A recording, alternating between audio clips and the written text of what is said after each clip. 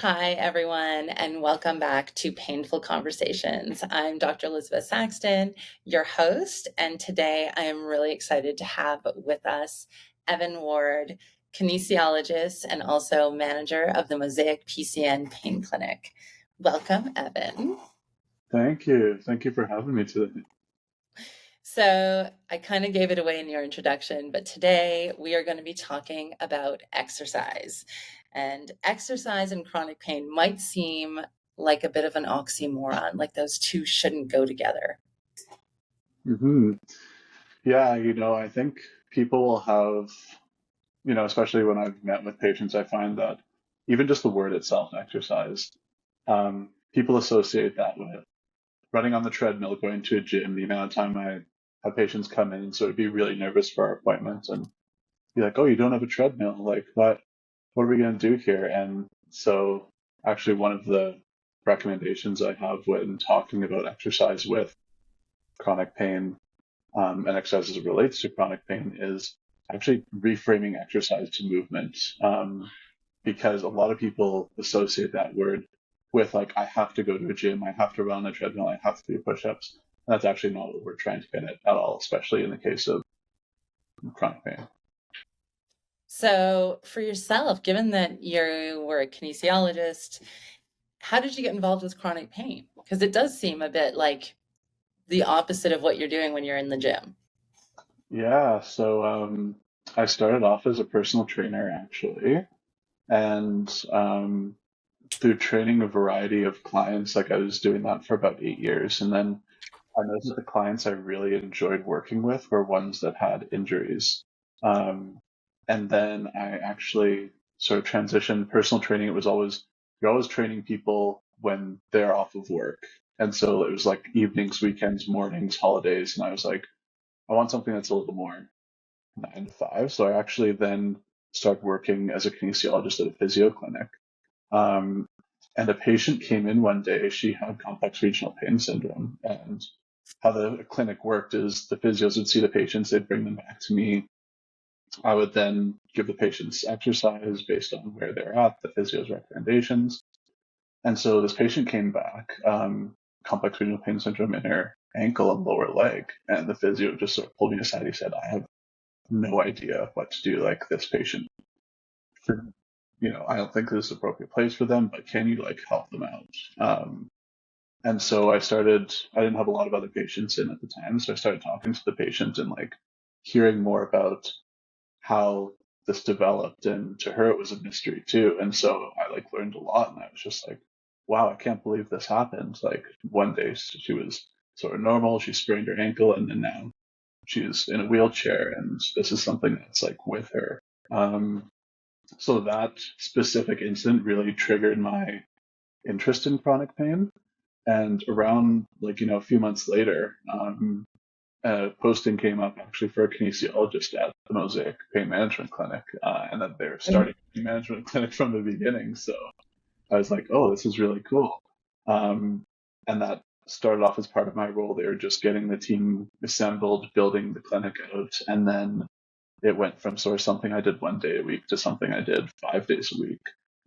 Because once I was in there, I was like, this is my population, this is my interest, and it was something that I find so rewarding working with patients. And it's just a lot of problem solving. You don't have the same thing every day is completely different. You have some great successes, you have some days which are a little harder, and you hear a whole lot of different stories and hear about different pain experiences, which was really, really interesting for me. Is it challenging working with individuals who are experiencing chronic pain when they've probably been thinking, the less I move, the better I feel? Or the reason I have this pain is because I was doing X and I got hurt. So if I do nothing, the pain's going to get better. Is that kind of where people are coming from often when they get to you? It's all over, but I would say that is a large portion of it, right? Like I would see some patients that are like, "Hey, I'm already doing this and this is great," but you would a lot of the time, especially the patients we would see, we were sort of like, they've exhausted a lot of other options and they've been told somewhere along the lines, don't exercise, don't do this, don't do this, don't do this. You can't do this, your back is broken. And so a lot of the time is spent trying to get people to like, A, get them to move away from that notion that they can't do anything and trying to figure out what they can do. And I find a lot of the time it was really about creating a space, like a safe space, but like really focusing on safety of movement and getting to finding things that a patient can do, whether it's like prescribed stretches and exercises, whether it's like increasing their movement, walking, giving them a pedometer, using the pedometer on their phone to like take more steps, track their daily activity, or find something that they enjoy doing. And so I would always use that as a starting point of like enjoyment, safety. What can you do right now? What can we build off of? Um, and that, if you approach it from that sense, because I think there was a time where I thought like, you know, when I was in the physio clinic, right, it was a lot of like post-surgical. There wasn't a lot of chronic pain. So it was like, okay, this person is 8 weeks post total knee replacement. And then I sort of know like they're doing this here, this here, this here. It was very like, I think there's a easy process to it, whereas this is sort of like finding where they are in the process and being like, okay, what can I get some buy-in? What can I get some small wins? And then how can we build off that momentum and slowly build their confidence? Um, and a lot of the time, how a lot of the time, how patients present clinically does not necessarily line up with the exercise prescription that might be most appropriate, or they might buy in for a lot. Um, and I can give an example unless you had a question there. No, no, give an example, but I do have a question. Yeah, so there's a few really interesting cases. One, a lady who, she suffered from lower back pain, and my first thought is like, okay, I'm gonna give her some lower back stretches and see how this works out. Some lower back stretches, some core strengthening exercises. We went over them in clinic. Felt good about it. She was like, okay, I'm good for these. She's like, okay, we'll see you in a few weeks and follow up. She came back and she said, after we left the clinic, I tried those. I just couldn't do them. They left me in excruciating pain. Um, I don't know, like this isn't working for me. I don't think I should be exercising. And so the fact that it was in the clinic with me there, she felt safe doing them. And then going back to do them on her own, that sort of triggered to me that there's some form of like an element of safety she felt with me, which affected the pain versus when she went to go do it on her own. And so we sort of went and we were talking a little more, and I was like, well, what other things can you do if these exercises aren't working? Um, and she was talking about how she loved kayaking and going to Glenmore Reservoir and kayaking with her family. And so when you think about chronic pain, you think about some basic lower back stretches and exercises that I've given. The last thing I would think about, you'd normally think about was, hey, why don't you go kayaking? But that's what you said. And I was like, well, you know what? Like, if you'd love to go kayaking, why don't you go kayaking? Let's try it out and see how it goes. And so a few weeks later, she followed up and she's like, it was so great. I had so much fun. I really enjoyed the time with my family. My pain was fine. Um, and I was like, oh, this is really great. And so I was like, okay, let's build on this. And obviously knowing that we're in Calgary, you can't go kayaking year round. So we had to come up with some other things that she could do. She's like, I'd like to do something, but obviously I can't go kayaking all the time. And she said, my kid has like one of those Nintendo Wii's, and they have like a Wii belly dancing and they have a Wii yoga. Like, does that count as exercise? And I was like, well, yeah, like it's exercise. Like, it doesn't matter that it's the Nintendo Wii. Like, so then she Yeah, started doing that, and that was literally her exercise prescription. Was she was kayaking with her family, she was doing her Wii belly dancing and Wii yoga, and where when you looked at her referral to our program, like those would not be things that would be going for right at the top, but that's what she feels safe. It was something that had fun and ultimately got her moving, and that's what's important, right? What can get you moving, and how can you feel safe doing it, and are you going to be able to do it regularly and keep up with it, right? I So that was actually interesting. I find it so interesting because I think that's one of the big pieces is it has to be engaging. It has to be something that they're going to want to do more than once. Because if you do one activity one time, you're not going to see the benefit. Hmm. Yeah, and like whether it's something that's accessible, that was the we that was right in her home, Mhm. um, and even support systems, right? Like I had another patient where similar thing, we sort of said go for some walks, and in the community she lived in, there were some certain things that were going on that were really anxious, so pain. And with some of the income support she was on, she got access to a City of Kaku gym. So I was like, hey, why don't you try this out? When she was at the gym one day, she said, a big bulky bodybuilder came and talked to me and was like helping me with things. And so she made it part of her routine to go during the times where this guy was going because he was helping her. And so he was showing, she's like, oh, I'm doing these leg presses and I'm doing these bicep curls. And again, not something that you know, gym, like so many different things that initially you wouldn't recommend to a patient, but you try to find those small things that they say in the conversations and you're like, let's grab onto that.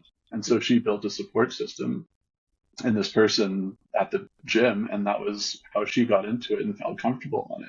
Would I normally be Well, saying, hey, chronic pain patients need to go do leg press? Like, no, but that's what worked for her, right? So it's something different for everyone, and really just how you get those things out of them. I also, you didn't outright say it, but one of the things I'm hearing in both of those stories is that the person is becoming confident. And when people, part of safety is creating the safe space. And then the second part of that is when people build confidence. And then they kind of have their own internal sense of safety. Like, I'm okay doing this. And I think in both of those cases, you're describing somebody who needed the expertise, they needed the validation, but they also had to build their own confidence that they're okay to go and do this. And that they start seeing that benefit because it isn't just about movement, it does actually change their experience of pain. Exactly. Yeah, and that's what really the focus is. It's not, I mean, sometimes it's about building the best exercise program, but whether you're working with a healthy population or chronic pain, it's really about how can you get someone to do it regularly and engage with it and build that confidence in themselves and what they're doing. Because there's definitely been times where I've like been pat myself on the back, like that was the best exercise prescription for that patient, or that was the best training program. Um, Yeah. but a lot of the time, for those big impacts that you can have, it's not about what the best exercises are, what you think they are. It's about what the person can build confidence in and what they can continue to do day in and day out. So, does exercise impact levels of pain for people? Like, will this actually help manage their pain? It will, for sure. And initially, they might experience an increase in pain due to the exercise. But what I would always recommend is, and what I'd always say to patients is, it's normal. Like it's about normalizing the increase in pain, and not to the point where we're pushing into a zone of like, excruciating pain. And hey, I did the exercises that were recommended. Now I can't get out of bed for 4 days. Like that's not what we're going for. But if it was, hey, I'm getting a one on a 10-point scale, I'm getting a 1 to 2 point increase in my pain, but a few hours after or later, I can still go about my day. It's not something that's impacting my function for the rest of the day. That's like the safe type of pain. And then there's the pain where like, oh no, I pushed this too far. So it's really about helping people figure out those. And once they can get past that and gauge that for themselves, then for sure it's like, and they're moving regularly, like motion is lotion.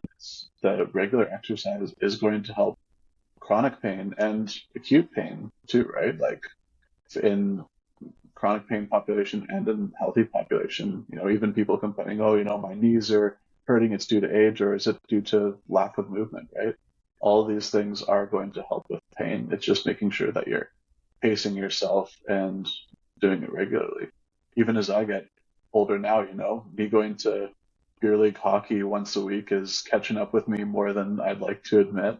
Um, but it's because I go hard playing hockey, and I was at the time when I was playing hockey more competitively, I was doing hockey 3 times a week, plus going to the gym, plus snowboarding, plus doing all these other things. So it's sort of all populations, right? Well, and I think the other piece is too, when people aren't moving, when they're sitting still and they're not moving, the brain, and we know this is about the messaging in your brain, the brain is focusing on the one message it's hearing. And if it's only hearing that one message, and when you start to feel that there's other parts of your body that are experiencing sensations and they start sending messages to your brain, that message is going to quiet down. So the one Hmm. part that hurts isn't going to be the loudest voice if you're moving and you've got, your legs and your arms and all the different parts of you are moving and sending all of those messages to your brain. The pain message is going to get quieter. And if you can really appreciate it, there's going to be times where you realize I am sore. After beer league hockey, you're sore, but was it worth it? Oh, for sure. Well, and to your point as well, like one of the things I found as well with patients is that, you might the pain that they initially came in presenting, like, oh, I have my back pain, which is bothering me, that might get better. But then it's like, oh, now my ankle is hurting me. Now my knee is hurting me. And a lot of the time, it's not that those things are new, it's that the pain in their back was overriding those other pains. And then now that we've addressed their back pain, we've made improvements in that, they're noticing these other smaller pains. So that was another thing I would have to gauge expectations with is like, well, you came to this clinic because your back pain was affecting your ability to do this.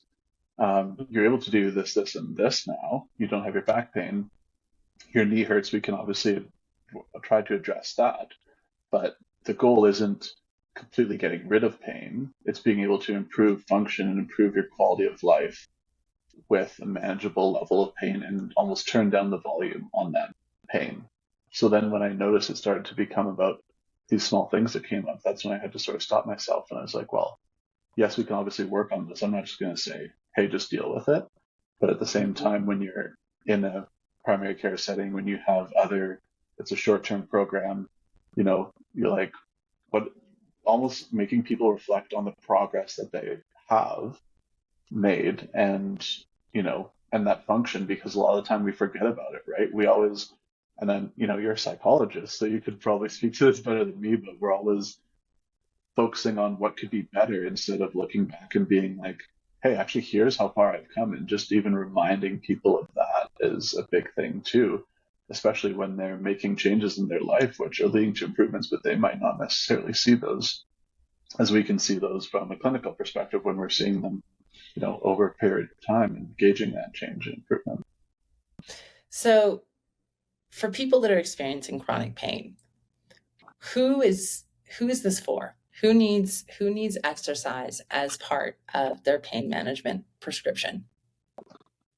Everyone needs movement of some Mhm. sort, and what that looks like is completely different based on person, right? If someone comes in, they are almost have that fear of movement or exercise. Um, an improvement might be, I'm going to get you to be aware. We're not even talking about doing stretches yet. We're not even talking about going for a walk a few times a week. My goal is to get you from being fearful of movement and having people do things around your house for you to you being able to do more things around your house, you reducing your sedentary time. One thing I would always do is give people pedometers and say, you know, let's track your steps for a week.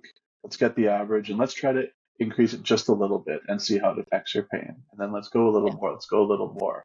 But if you can, for one person, move them away from fear of movement to actually being okay with it, moving more, being able to do more of their activities of daily living, that's success. That's movement. For other people, maybe it's doing some prescribed stretches and strengthening exercises if they're at that point. And then for other people, maybe it's getting them to, you know, walk, do an extra lap when they go to the mail. Maybe it's getting them to park a little further. Um, but it's just about meeting them where they're at and using that as a way to figure out what you give them. Because if you're going to give someone stretches or walking and they're coming in and they're saying, I'm fearful of movement, like how far are you going to get with that person? You need to address that fear before you get into these prescriptions, which, I'm sure they could benefit from lower back stretches or they could benefit from core strengthening exercises. But if you don't get past that initial part, it's very hard to, I find, get momentum and get a regular routine with those other things that you're going to do down the line. Well, and one of the things you mentioned was that often people come in and they talk about how other people are doing things for them. I used to do the grocery shopping. Now I don't do the grocery shopping. I don't do school drop off with my kids, whatever it might be. And the reality is, there's a lot of these exercises and activities and movement that gets you doing things with people instead of saying, I'm just not going to go because I'm afraid or worried it's going to increase my pain. Whereas when you start having that movement and you get rid of that fear, it's about going to the store with someone. And maybe, yeah, you're still not doing the heavy lifting, but now you're at least going and do the grocery shopping, or you're getting to cook dinner instead of people cooking it for you. And I think when you reframe movement for people in a way that they haven't necessarily thought of, I think that can do wonders. Well, and focusing on what's important to them too, right? And that's actually one of the areas that I would almost go overboard a little bit with a patient that would have success, right? Because then they'd be like, my goal is to, you know, be able to keep up with my grandkids, or my goal is to be able to, do my things around the house without pain. And then we'd get there. And then I'd be like, oh, that's awesome. Okay, now I'm going to progress your exercise program. And then they'd be like, well, like I'm actually good with where we're at. Like I'm happy. I'd be like, oh yeah, like the goal is to make sure that you can do what you want to do, not for me to just continue to infinitely progress your exercise plan. Um, Well, and I think the other thing is too that there's a piece around using some of the movements as a way to manage pain when it is getting worse. So I've seen tons of folks that when they've been in the program, they've been prescribed, if you will, hey, when that back starts really aching because you have a sedentary job or because you have to be in certain positions for a longer period of time, take a micro break, do some of those stretches, go for a 5 minute walk. So using movement actively when you are starting to experience an increase in pain can be effective as well.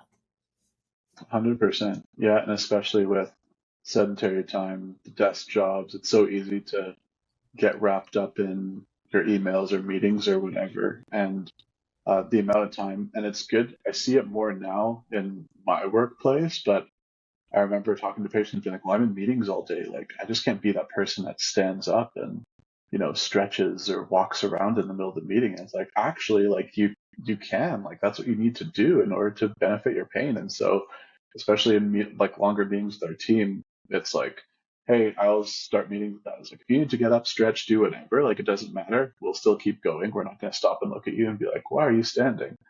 So normalizing that, like, we need movement as humans in the workplace, and if our jobs aren't conducive to that, like being understanding of when people need that and making people feel that they can do that, right?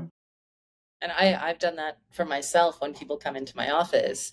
I've often said, by the way, if you need to stand up, sit down, move around, by all means feel comfortable in this space. I have had people laying on the floor, stretching out on the couch, and it's all okay, because you Hmm. have to get rid of that notion that you need to kind of look a certain way or you have to be a certain way.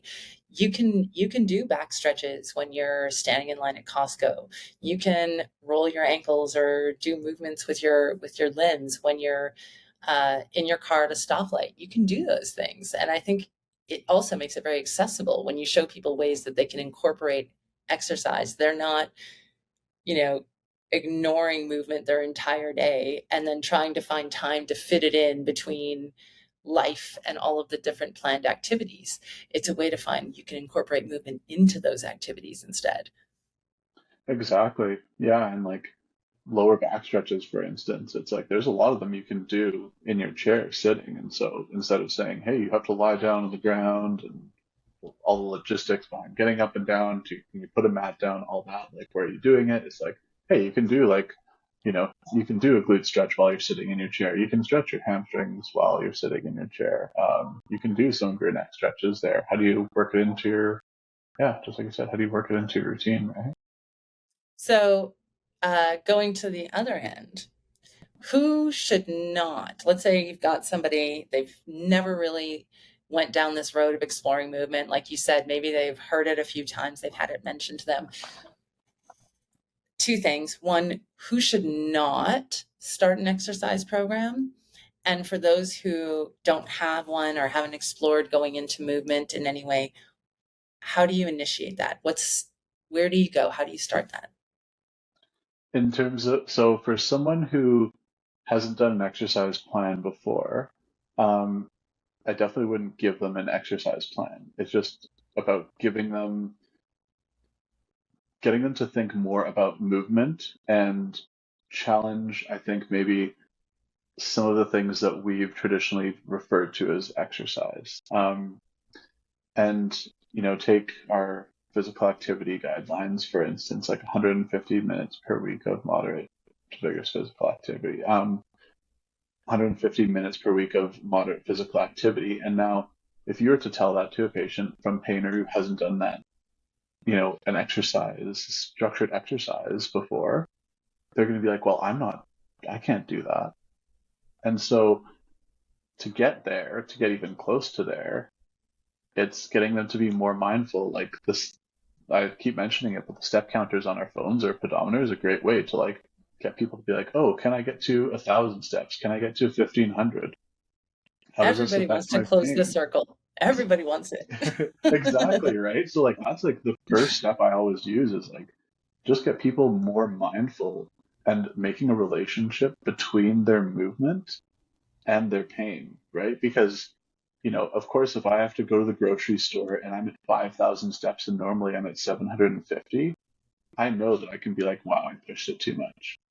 But if I can start working more movement into my day where I go from 500 to 1,000 and my pain is okay, that gives me the confidence like, oh, maybe I'll try 1,100 steps. Maybe I'll try 1,200. Oh, I maybe went too far here because I had to do this, this, and this. So the first thing I always say is you make that connection about overdoing it and doing things that are within your ability, and were within your pain tolerance. And Yeah. then you just slowly build on that, right? And we haven't even like that's putting aside any stretches, like strengthening exercises, and those can go down the line. But like my first thing is always like you build that mindfulness, I guess, of movement and increase that mindfulness of your body and your body awareness. And once you have that, and once you've broken some of those barriers of hey, what exercise is and what it isn't, and what's helpful and what's not, because hey, getting doubling your you know non-exercise activity time, reducing your sedentary time, like that's one thing you can do. And then once you get good at that and you're mindful of that, now let's see how we can actually focus on adding some intentional movement. Like, can you walk to the mailbox a few times? Can you walk down your street and back within what Yeah. the patient feels is safe and what they're comfortable with, and then slowly building on that, right? Um, and so I always think that, like, no matter who comes in and what their experience or lack of experience is with exercise as we traditionally think about it, there's always something that can be done to improve movement and to improve someone's connection and awareness with their body. Even breathing, like the amount of people that I would just focus on, okay, when we have barriers to going for walks because of XYZ, you know, stretches and strengthening exercises aren't it. Let's just work on our breath. Let's work on breathing. Let's work on like our body awareness as a starting point. Like that's a step in the right direction towards getting people to move more. Um, yeah, I so it and I just think it really, and I think it's really important the notion that you're suggesting that there's a spectrum. Because I really feel like, particularly in working with pain, a lot of times, like as you said, they focus on what they can't do. and even what they used to be able to do that they perceive themselves as not being able to do anymore. And when you think about it, there's so much area between where they may have been before and where they are now, but it doesn't mean that they can't get somewhere in between there. And I think of some of the activities that are, as you said, they're not necessarily exercise, but there's a lot of movement, things like camping or just going hiking and whatnot. And there's so much that people say, well, I used to go into the backcountry and camping, but I can't do that anymore because of my pain. And it's kind of like, Mhm. well, yeah, but there's a lot of ways that you can camp now that you can make it maybe a little, maybe it's car camping, maybe it's toning down, maybe it's buying the wood that's already cut so that you can take that off, but you're still setting up the tent and you're still like unloading things and you're still engaging in a lot of that movement, but in a way that isn't as extreme and maybe can stay within that tolerance for your pain. Definitely. Yeah, and what you mentioned is actually like it just triggered another story I have. But the amount of people I'd say like, oh, well, how often do you exercise? And they'd be like, oh, well, I don't exercise. And then you'd start talking more, and they'd be like, well, like gardening, so I'll walk my dog a bit. And I'm like, well, that's like that's your exercise, same thing, right? Someone's like, oh, I really love my garden, and then like I when I spend time with my garden, it's great for my pain. Like, hey, that's not sitting down. Like that's No. actually up and doing stuff. That's movement, right? Um, and it's funny because like I've had the amount of providers I've had ask me like, okay, can you just give me exercises that I can give to my patients for chronic pain? Like, give an exercise plan, and I'm like, well, like just like a sheet that I can give them that's like, here are your exercises for chronic pain. I'm like, well, I like yes, but like no, like responsibly I can't do that because like I'm gonna give you these stretches which like people like they should be able to do. Like if they have this pattern of back pain, like they should be able to do these, but it's just very individualized based on the patient because we need to approach chronic pain from that biopsychosocial spiritual perspective. And you can't have a sheet of exercise that is going to meet someone taking into account those factors, right? Acute pain, post-surgical rehab, very different approach than exercise and movement for chronic pain. And so, a lot of there are guidelines for exercise. They might be vague um, at the end of the day because that's why we have kinesiologists, that's why we have physiotherapists working in this field because it's really meeting the patient where they're at, just like anything, um, right? And really finding those little nuggets of what they're saying and building on those and building their confidence. Well, and it's interesting because when you talk about the guidelines, I had been looking at the Canadian Agency for Drug and Technologies for Health, and they actually list exercise as one of the predominant recommendations to help people who are living with chronic pain. So it's not just something that's one of the options. It seems as though that it's actually one of the best options in terms of um, recommendations for people who need support in managing their pain.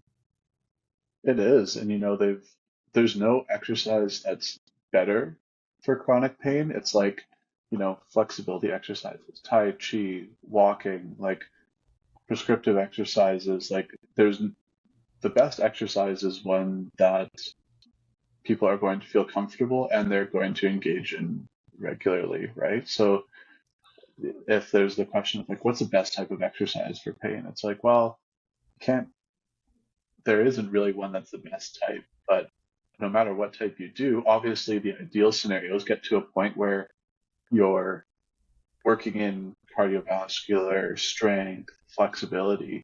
Um, but depending on where a patient starts, like, do you even get to that? Depending on how long your treatment cycle is, sometimes it's just getting one of those in and then figuring out how they can build on it later. But that's a success. Like, I think a lot of the time, we as clinicians might have these lofty goals, set these lofty goals for ourselves and patients that, we need to And ideally, yes, we need to be getting strength, flexibility, and cardio, but focus on the wins, focus on the quality of life, and realize like what it is within your program, within your scope, that where you can get someone, and really just using the patient's goals as that indicator.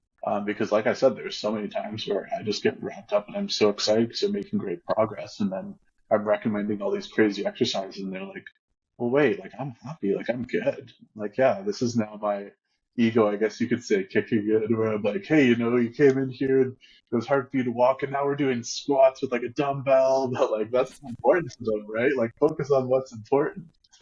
Well, and it's I think as clinicians, there's a lot of us who get caught in that trap of forgetting that the clients are there to work on their goals, not ours. Yeah. And if we can find a way for those to meet in the middle, that's where the beauty happens, because we know with research and evidence and best practice, these are the things that they need. Like you said, it's the flexibility, it's the strength, it's the cardio. We know that that's what they need. That's our goals.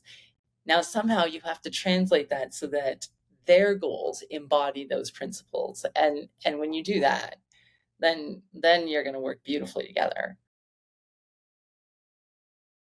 Let me just take a minute to say thank you to the Being Human Club, a trauma-informed mental health community located in downtown Calgary, for letting us use their space. Thank you so much, BHC. Also, to let you know that we have an amazing conference coming in October of 2024, the 17th to the 19th in Banff at the Rimrock Hotel. Hope to see you there, and we will focus on excellence in pain education. But going back to one of the other things that I don't want to lose, is there somebody who should not start an exercise routine? Like, no, like, and I guess when you say exercise routine, if you mean like sets and reps and do exercise A, B, C, then like my answer would be yes. Like, you wouldn't jump into that with Mm-hmm. someone who has a fear of movement, Mm-hmm. um, because it's not an exercise routine in the traditional sense that it's structured, it has those repetitions, it has certain exercises you do.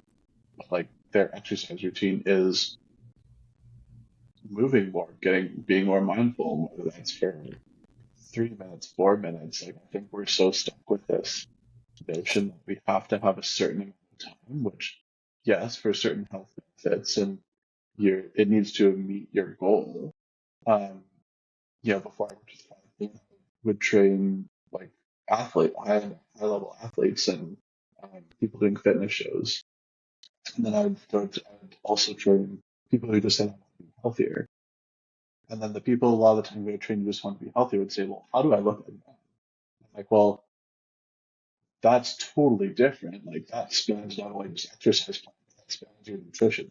That's a whole different lifestyle. So if that's your goal, I can help you get there. But what you're doing with me 1 hour, 3 times a week, like, you have how many other hours in the week that you also need to be working towards that, right? So like, trying to answer your question, not like a traditional exercise plan, like Yeah. in terms of how we would normally define it, like for sure I wouldn't focus on giving that type of plan to someone who is fearful of exercise and has been told by multiple health providers, because there are a lot of those people out there who've been told they can't do this, they shouldn't be walking. Mm. That you just need to improve the confidence. So you shouldn't be giving them, here's your set of 4 exercises that you should be doing every day. Let me know how it goes. Um, Yeah. it's building that confidence, but can they still have a movement plan? Yes, it just doesn't look like that, right? Well, I'm picturing the folks that, maybe they've heard this, maybe they watch this podcast and they think, okay, great. There was this guy, Evan, and he said, like, I can totally go out and exercise. Or, the classic cliche, it's New Year's Day and everybody decides that this is the year I'm gonna hit the gym. What are the things that people need to just pause and think about before they would necessarily jump into it that way? Like, consistency, you know, and I think we can, across all populations, we can probably find examples of this, right? Like, there's the weekend warriors that are like, hey, at work and I'm busy with family like Monday to Friday, but I'm going to go hard 2 days a week in the gym and then don't do anything for another 5 days. It's like if you can build something in more consistently, Mhm. um, that's going to, and it might be lower intensity, but something is better than nothing, right? Um, not going into that boom, not going into that boom bust cycle of like going hard and then being so laid up due to pain or a flare up that you can't do anything for 4 days because that's not going to help you. So it's that happy medium of like something you can do regularly, something that's within your capability, something that's easily accessible. Um, the closest, would I like to play hockey 7 days a week? Yeah. But I know that my typical commute to my hockey arenas is 20 minutes. Is that realistic for me?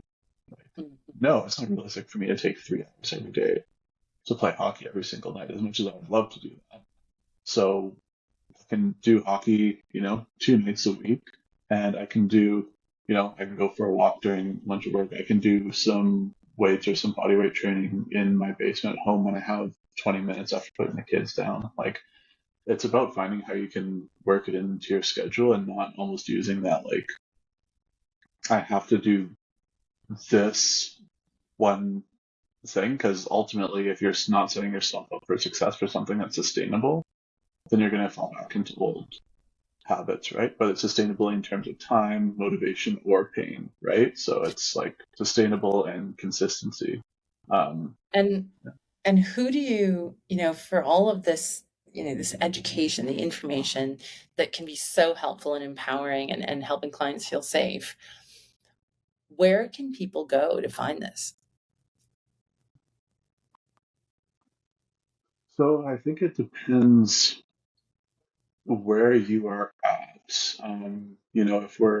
If you're someone in Alberta, I'll do a shameless plug for our primary care networks. Your Mhm. physician is likely a member of the primary care network. Ask them if you can get a referral to a kinesiologist who they are, specifically trained in chronic disease. So whether you have diabetes, high blood pressure, they can tailor an exercise program to you.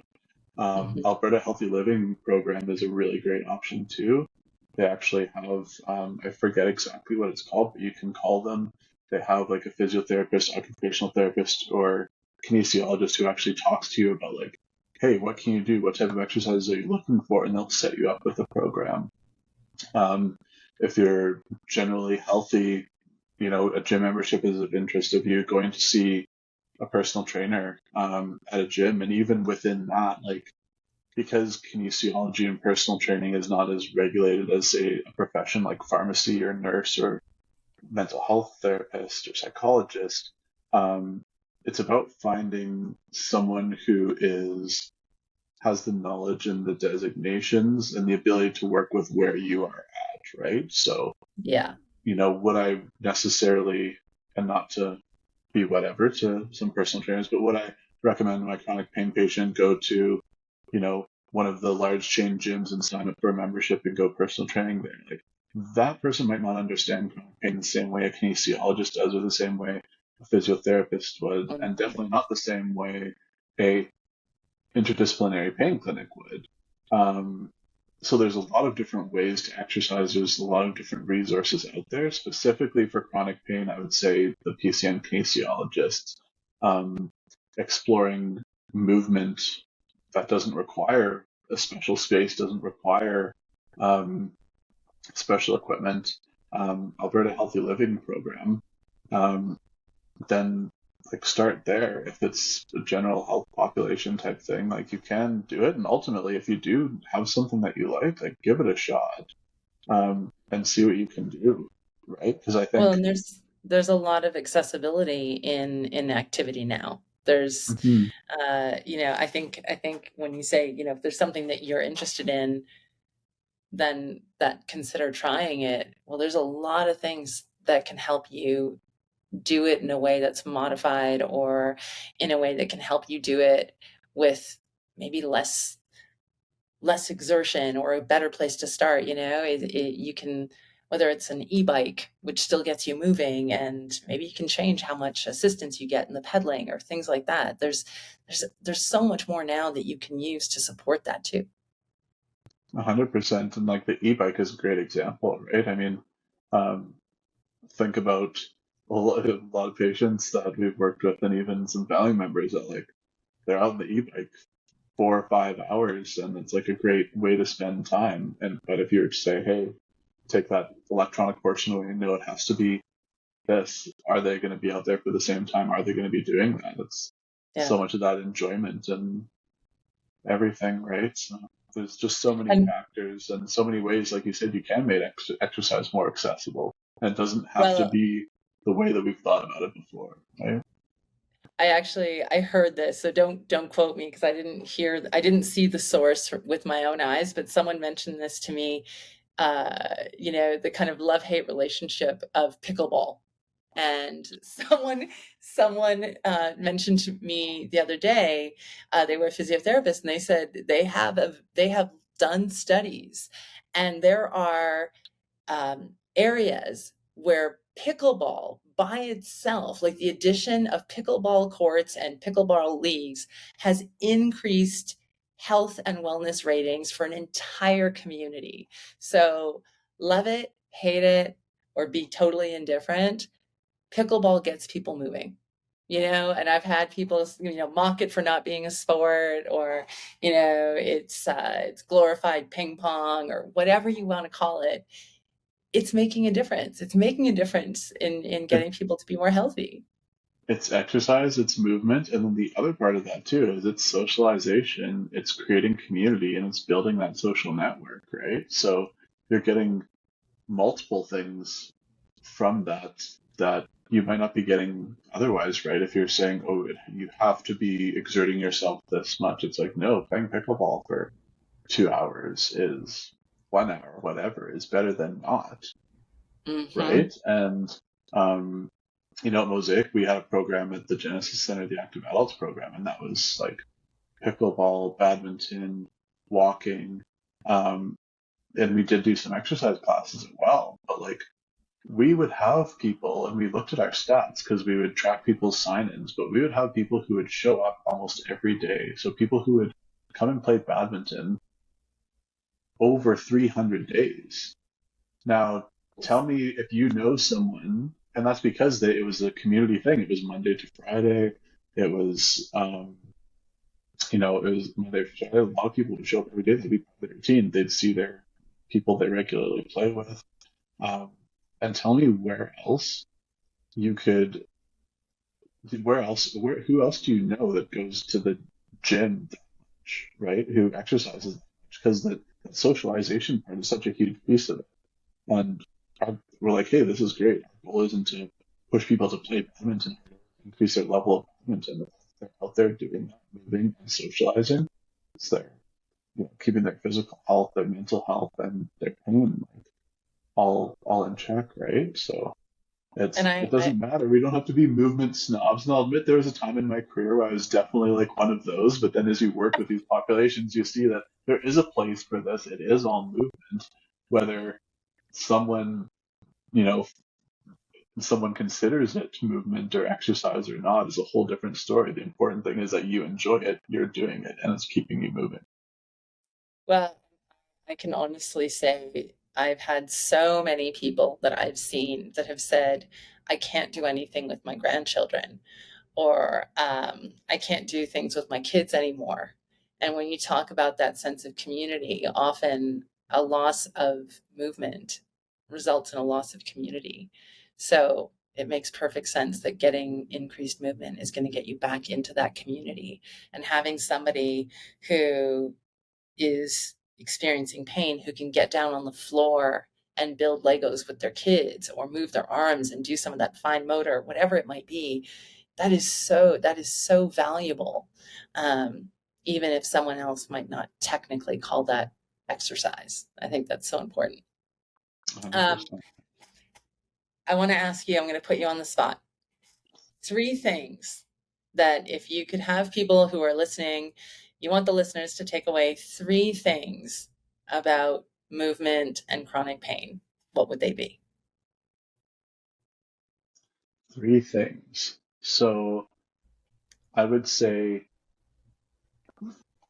make the distinction or challenge the definition of movement versus exercise. I think a lot of the times,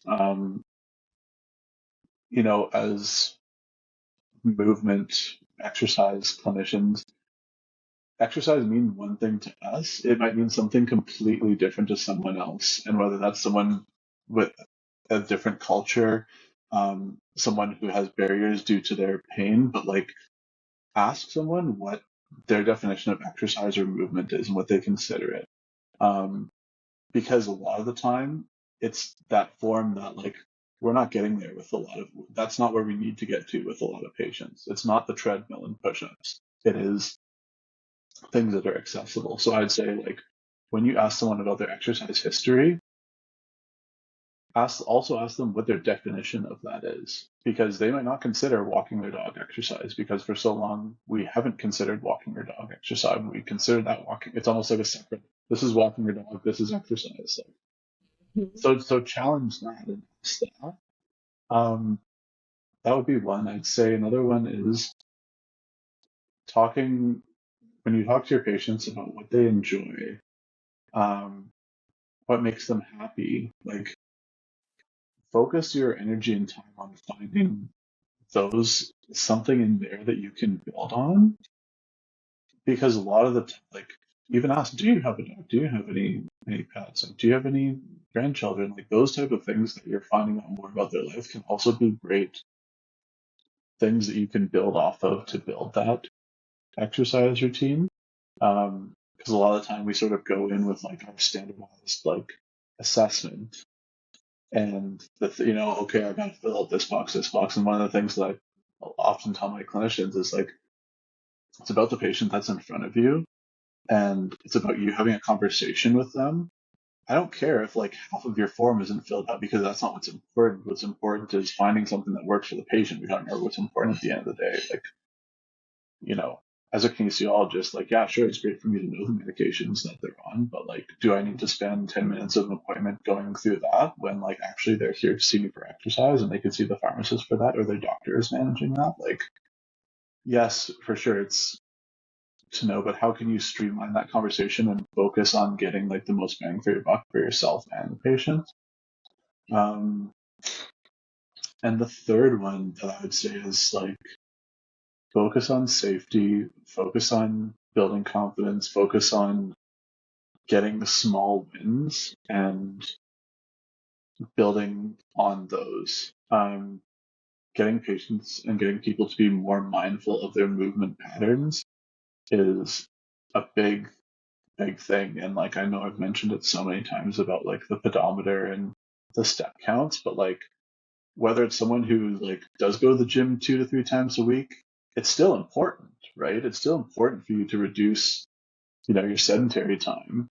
Um, but there are days where I'm like in meetings all day and I'm like, wow, like I literally have had like 500 steps today. And even just seeing that on my phone, I'm like, okay, I need to get up and walk around a bit. Like every little bit counts for pain, for reducing risk of progression of chronic disease. So I would say like most people nowadays have phones of some sort, and you can put this app on it, and like that one, you know, we use it for a lot of things. This is one of the good things that we can really use it for, to get people to be more mindful of their movement. And if you are finding that you can't get to that point of like prescribing set exercises and all of that, like if you can start there and get someone thinking about the amount that they're moving more, like that's one step in the right direction. Because if they weren't thinking about it before, they can think about it now, and that might be something that you can build on to increase their movement, improve their pain at a later date. So a lot of the times, the things that when you're talking to a patient about exercise, sometimes it's not always about exercise, Yeah. as we traditionally see it, right? And reframe that movement. What do you do to move, right? And see I what always different types of answers you get. I always appreciate that people will talk about it in the context of motivation. Like, yeah, I'm just not motivated to get to the gym. Yeah, I thought about it, but it seems too hard. And I often reinforce to people there's this total misconception that motivation happens before an activity. Motivation has very little to do with before an activity. Motivation comes after the activity. Hmm. Motivation comes from recognizing the benefit. It comes from that feeling of, wow, I did that. And there is nothing better than having a client or a patient come in and say, hey, Evan, guess what I did? That is such an amazing experience, but it's also an amazing experience for them. And the motivation is the part where they say, I did this and it feels great. And I see that. So I'm going to do it again. And they'll frame it. People say this all the time, like, I know I'll feel better after I do it. I know I'll feel better after I Hmm. do it. That's motivation. It's not waiting for this magical thing where they are ready, willing, and confident if they haven't ever done it. It has to be a process. So if they feel safe in starting and they get told like that was incredible, if they get that encouragement, that validation, and again, like instead of having family do things for them, they're doing things with them, you get those pieces and the motivation comes from each one of those little wins that they're making. It's not something that you have to wait for this magical motivation to just take over. You just need to start small and then the motivation starts coming on its own. Exactly. And, using myself and my life and my relationship with exercise and movement as an example, right? It looks different throughout stages of your life, right? Like when I was playing hockey 3 to 4 times a week, plus in the gym like 5 times a week. Like there were a time where like being motivated and exercising was like I was doing 2 a days. Like at one point I was training for fitness competitions. Like that was like if I didn't hit my 3 hours, my hour and a half of cardio, my hour and a half of weights, like that was just like, oh, I can't believe I missed it. And like now here I am with 2 kids. Like I'm definitely not anywhere close to there anymore, but I always hold myself to those expectations. And I think that's another thing with people in pain. It's like you can't use your life before pain as a compared to what you Exactly. should be able to do now, right? It's like I'm like, hey, like yes, I have pain. Yes, I've had experiences in my life that have led to me having like persistent pain that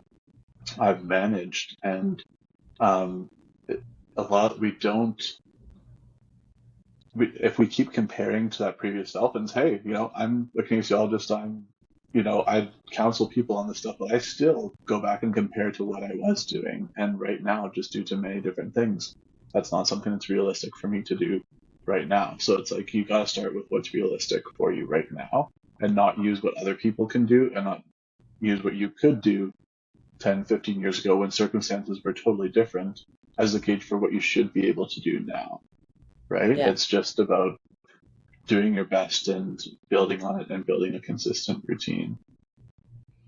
And we all had pain, even when we were younger. We all had episodes of pain. It's in part, we've changed how we think about it.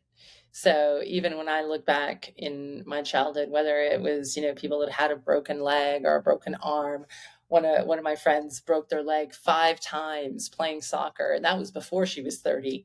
And now she's in her late 40s, and she absolutely still goes out and she still plays soccer, and she still plays hockey, and she does it a little bit differently. And she's not a forward; she's a goaltender now. But you manage it. But we forget that you've had these positive experiences where you've had pain and you've gotten past it, or you've gotten through it, or you've managed it and been able to still return to activity. We have those experiences. We've just kind of forgotten them. And maybe it's the rose colored glasses of when you look back, everything looks a little easier. But we need to remind ourselves this isn't new. Our bodies know how to do this.